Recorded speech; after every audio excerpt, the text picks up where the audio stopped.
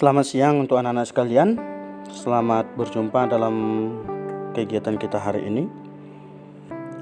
Sebelum kita memulai kegiatan kita, silakan untuk kalian semua untuk berdoa, dan saya akan memimpin doa. Dalam nama Bapa dan Putra dan Roh Kudus. Amin. Tuhan Allah Bapa di surga, terima kasih atas kesempatan yang boleh kami alami, kami terima hingga siang hari ini. Kami boleh belajar bersama meskipun secara tidak langsung.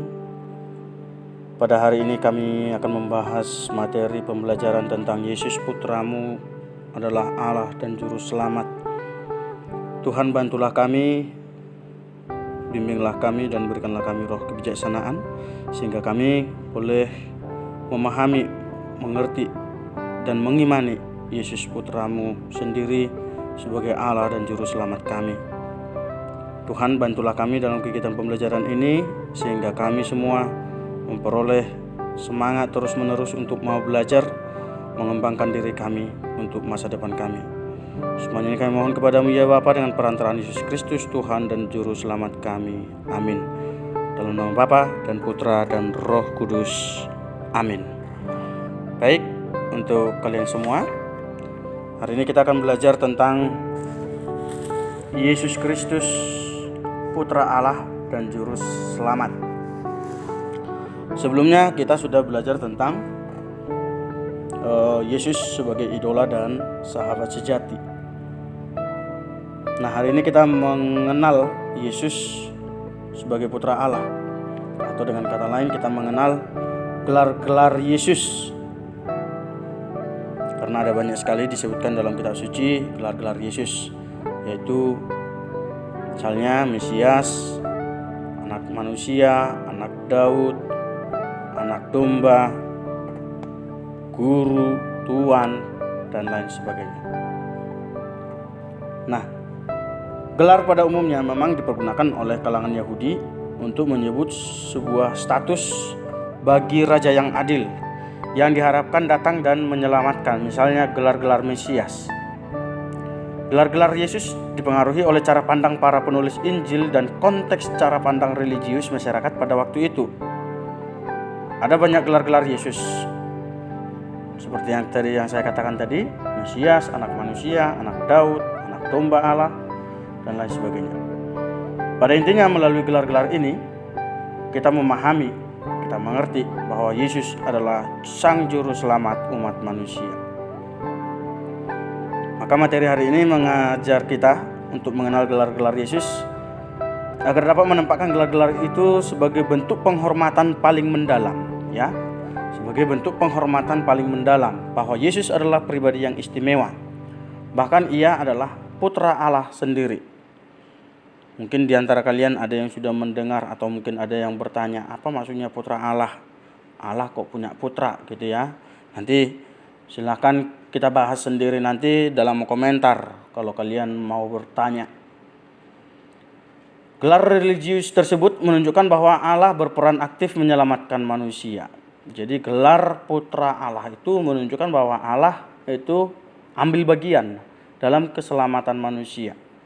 Gelar itu disematkan pada Yesus agar dinyatakan bahwa Yesus adalah wujud kasih dan penyelamatan Allah kepada manusia.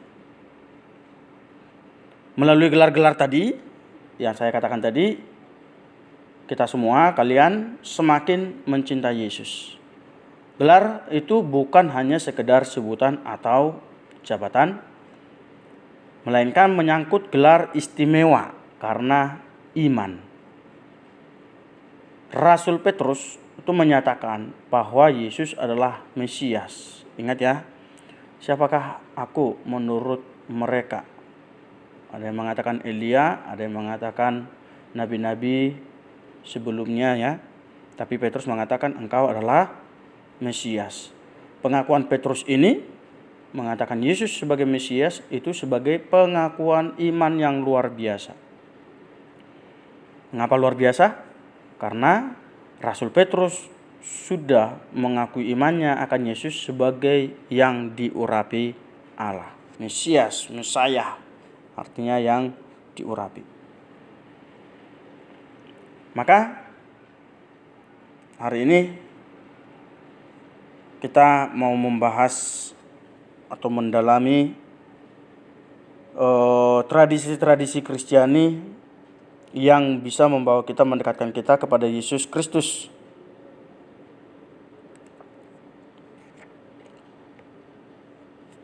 Kalian coba melihat gambar, nanti akan saya tunjukkan ya, gambar Salvator Mundi